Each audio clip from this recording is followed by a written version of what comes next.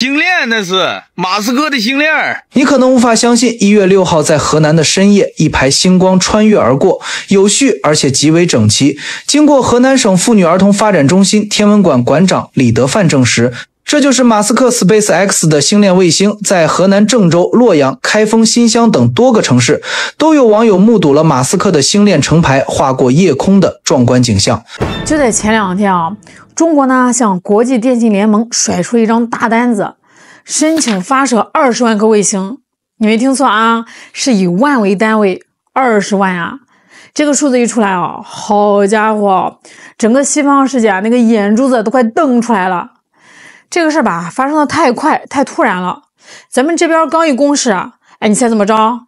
美国那边直接急眼了，短短几天啊，就火急火燎的批准了那个 SpaceX 那个星链的下一代计划，在原来已经批的几万颗基础上啊，要往天上扔7500颗，这明摆着就是对着干啊！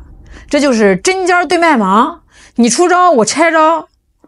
咱们这边说啊要上20万，他那边立马就加码，这就跟2个小孩斗气似的啊！你拿2块砖头啊，我就得拿3块。但是这可不是小孩子过家家，这是大国博弈啊！这是2个超级大国在这1亩3分地上赤裸裸的拼刺刀。你可能觉得，嗨，这关我什么事啊？这天上飞多少卫星还能耽搁我早起吃豆腐脑？嘿，你要是这么想呢，那可就大错特错了。这个事吧，它往小了说，关系到你以后啊手机有没有信号，能不能刷视频；能往大了说，这就关系到咱们国家的国境线安不安全，咱们的导弹能不能打得准，咱们的脑袋顶上到底是谁说了算。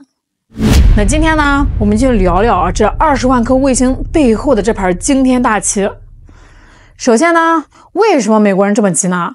为什么咱们要一下子申请这么多？你把这个地球想象成一个大西瓜，那个卫星轨道呢，它就是裹在这个西瓜皮外面的那层保鲜膜。这个保鲜膜吧，它是有数的，尤其是那个低地球轨道，那可是黄金地段啊，地段吧就那么大，谁先占了就是谁的，这个叫不可再生资源。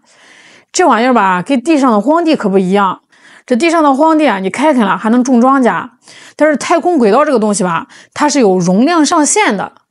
你想啊，那卫星在那边飞啊，那速度快的跟子弹似的呀，几万公里每小时。如果这个轨道上密密麻麻的全是卫星，那还得了啊？这就跟那个早高峰上的地铁似的，这挤也挤不进去啊。你要是强行往里塞，那就得撞车，一撞车就是一堆太空垃圾，到时候啊，大家都别玩了。更要命的是什么呢？是频谱，就是说白了就是这个无线电波段。这个东西吧，就像是收音机的频道，那咱俩呢都用这一个频道说话的话，那就是一阵滋滋啦啦的噪音啊，谁也听不清楚。国际上的规矩啊，特别的简单粗暴，先到先得。谁先把这个卫星打上去啊，谁先把这个频率给占了，那后来的人呢，他就得避让，就得绕着走，就得吃残羹冷炙。尤其是那个马斯克啊，这几年干的叫什么事儿啊？那叫跑马圈地啊！记着那个什么星链计划，那是玩人命的往这天上打呀！现在这个天上得有快1万颗星链卫星了吧？他那个意思啊，很明显，我先把这个坑给占满了，让你中国啊想上来都没地儿下脚。那就在前2天啊 ，SpaceX 啊突然宣布说要把它那个4400颗的星链卫星啊，从550公里的高度啊，整体往下挪到480公里去。好家伙，这可是人类航天史上规模最大的集体大搬家呀！这马斯克嘴上说是特别好听啊，说是为了降低碰撞风险，为了减少太空垃圾。哎呦喂，听着像是个环保卫士似的，那简直是要给他在南极立个碑啊！但咱得听这个专家怎么说。咱们这个空间探测的专家就点出这里头门道。你琢磨啊，为什么他要往这个480公里搬？因为550公里那层楼啊，已经让他自己给塞满了。那现在那儿呢，全是星链卫星，挤得连根针都插不进去，就像早高峰的西直门桥。他一看这层楼没油水呀，就开始打下层的主意。那这480公里这个地儿吧，离大气层更近，空气虽然稀薄吧，但比上面稠。这么干嘛？它有个好处啊，就是这个卫星要是坏了，大气阻力大，能让它很快呢就掉进大气层烧掉。在上面550公里的地儿啊，得漂个4年多才掉得下来。那到了480公里呢，几个月就没了。太空垃圾滞留风险直接降了80%。这个事儿吧，听着是挺务实的，对吧？但是，你听好了啊，这个但是才是最要命的。他往下这么一跳，那确实是把自个儿垃圾给清理快了，但是他却把这个脚丫子踩到了别人的地界上。480公里这个地儿离谁近呢？离咱们中国的空间站，还有人家的国际空间站，那是近在咫尺呀。那这就好比啊，你住10楼，这马斯克呢住在11楼，他为了图省事啊，把自己家这个垃圾道啊直接往下面接到了10楼的阳台边上。虽然他说啊这个垃圾掉得快了，但对于咱们空间站里的航天员来说啊，这个危险系数那是蹭蹭的往上涨啊。那就在前2天啊，他们的一颗卫星解体啊，一下子就蹦出了100多块碎片。那这些碎片呢可没长眼啊，他们是在这个天上乱飞啊。对于那些没有本事给这个卫星拐弯的发展中国家来说啊，这简直就是天降横祸呀！你看这个数据啊，那是真吓人。去年呢，马斯克平均每3天就要往天上扔一颗。世界经济论坛说了，未来10年低轨卫星还得涨个190%。这就是我刚才说的，天上的路都快被堵死了。那一旦哪天啊，天上这个垃圾多到一定的程度啊，一撞十，十撞百。这最后的结果就是啊，咱们脑袋顶上这几百公里的高度啊，全是这个高速飞行的弹片啊！到时候你别说是发卫星了，连个苍蝇都飞不出去啊！那几层黄金轨道啊，就彻底变成了死区，谁也别想用了。所以说啊，马斯克这手主动降轨啊，那是典型的走别人路啊，让别人无路可走。他不仅是要占地儿啊，他还要用这种方式啊，倒逼国际规则。他知道啊，现在这个国际上的太空交通规则跟不上趟，他就先入为主，先把这个生米煮成熟饭。那等到以后大家都受不了了，想谈规则啦，他已经在那儿立好了规矩。等到那个时候啊，咱们呢想发什么气象卫星看云彩，想发个导航卫星导个航，一抬头，嘿，全是美国人的屁股。你说气人不气人？这能忍吗？所以啊，咱们这次申请20万颗，那是被逼出来的。那是咱们看这个美国人这个吃相太难看了，独食吃的太欢实，咱们直接把桌子给掀了。你想吃独食，门都没有，老子直接把锅都给你端走。你有病！这个事吧，还有个更深层的背景啊，咱得聊聊那个俄乌冲突。这几年打仗啊，跟以前可不一样了啊。这以前打仗嘛，是看那个谁的坦克多，看谁人多。现在打仗是看谁的网速快。你看那个俄乌战场上，一开始吧，这个俄罗斯把乌克兰的地面基地给炸了个稀巴烂啊，想的是断了你的网，把你变成瞎子聋子。结果呢，马斯克那个星链终端一送过去啊，好家伙啊，这个乌克兰军队啊，立马就满血复活呀！这无人机是照样飞呀，视频是照样传呀，那指挥系统是照样转，甚至还能直播打仗。这一下子把全世界的军方都给看毛了呀，也看眼红了。这哪是什么民用卫星啊？这分明就是悬在头顶的天眼和指挥棒啊！你琢磨琢磨啊，如果咱们以后啊，要是真有点什么事儿，这美国人啊，要是把这个 GPS 给咱掐了啊，把这个海底光缆给咱拔了，咱们要是没有自己这套强大的低轨卫星系统，那咱们这个手机是不是就成了块板砖？那咱的无人机是不是就像没头苍蝇一样乱撞？甚至咱们的导弹发射出去啊，那会不会因为没有信号，在这个半道上就转圈圈？这个不是我在这儿危言耸听啊，这美国人啊，现在是给星链开了多少绿灯啊？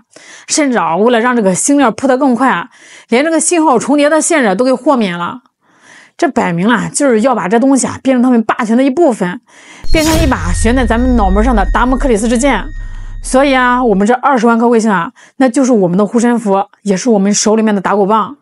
我们不仅要有，而且要比你多，比你强。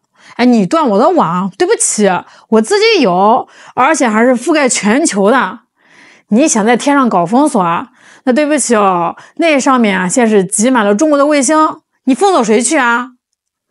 这个时候吧，肯定会有那个爱抬杠的朋友就要问了，你别吹牛了，20万颗，咱们现在一年才打多少颗呀？造得出来吗？打得完吗？这不是吹牛不上税吗？你要是这么问呢，那你就是不懂这里面门道了。这叫什么呢？这就叫占座策略。学名叫频谱与轨道资源预申报。那这就好比你去这个图书馆自习，你人还没去呢，你先让这个舍友呢拿这个书包把那一排最好的座位给占了。你去不去不重要，重要的是这个位置是我的啦，你别想坐。根据这个国际电信联盟的规矩这个申请一旦递上去咱就有优先权了。那规矩是这样子的就是申请通过后7年内你只要发射10%的卫星，14年内搞定全部就行。你算算这笔账20万颗的10%，那就是2万颗，7年时间打个2万颗，这虽然吧有难度，但对于咱们基建狂魔来说那也是完全可以实现的呀。再说了，卫星这个东西寿命短，也就3-5年，这意味着什么呢？意味着这是一个需要不断补货的过程咱们先把这20万颗的户口给上好，以后慢慢造慢慢打。今天打个100个，明天打个200个，那只要这个坑是咱们的，咱们就有的是时间跟着美国人耗。而且这次牵头的是刚成立的国家队无线电创新院，这个名字听着挺学术的，其实背景硬着呢这背后站着是中国移动、中国电信、中国联通，还有这个航天科技集团这些真正的大家伙。这也说明这不是哪家公司的商业行为，这是国家意志这是举全国之力要在太空这块新大陆上插上咱们中国的5星红旗。